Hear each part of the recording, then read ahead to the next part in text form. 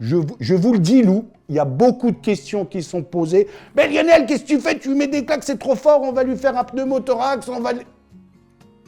Deux possibilités.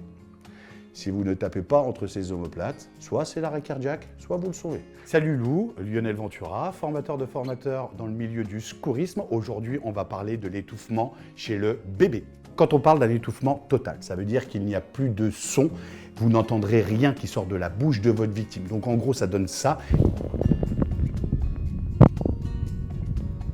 Ça, c'est un étouffement qui est total. Là, Lucas, plus de son, plus d'image.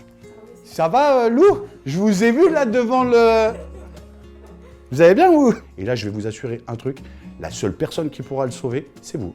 Vous devez agir dans la seconde qui vient. Très rapidement, il va falloir faire des gestes de premier secours pour provoquer la toux et expulser le corps étrange. Il va falloir le stabiliser. Donc, on va mettre une jambe de chaque côté de notre avant-bras. Il faut faire attention à ce moment-là, quand on le met sur notre cuisse, de ne pas lui mettre la bouche au niveau de votre genou. Il faut que sa tête soit beaucoup plus basse que ses épaules. Et grâce au talon de la main ouverte, on va venir lui administrer des claques entre ses omoplates pour le faire tousser. Donc, on est autorisé d'en mettre de 1 à 5. L'intensité, c'est des claques. C'est des claques. On ne fera pas un enfant. Mais il faut réellement que ce soit efficace pour expulser ce corps étranger. Je mets une claque, il se met à tousser, j'arrête tout de suite, je le mets en semi-assis, je fais une demande d'avis médical. Malheureusement, ce geste s'avère inefficace, donc il va falloir procéder au retournement du nourrisson sur l'autre cuisse. La main qui a servi à mettre les claques entre les omoplates va venir chercher toute l'arrière-tête de votre nourrisson. Vous allez serrer vos deux avant-bras l'un contre l'autre.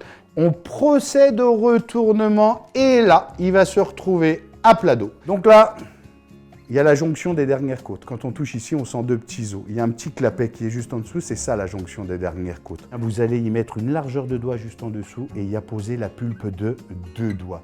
Et grâce à la pulpe de vos 2 doigts, maintenant, vous allez faire des compressions thoraciques. Ça donne ceci.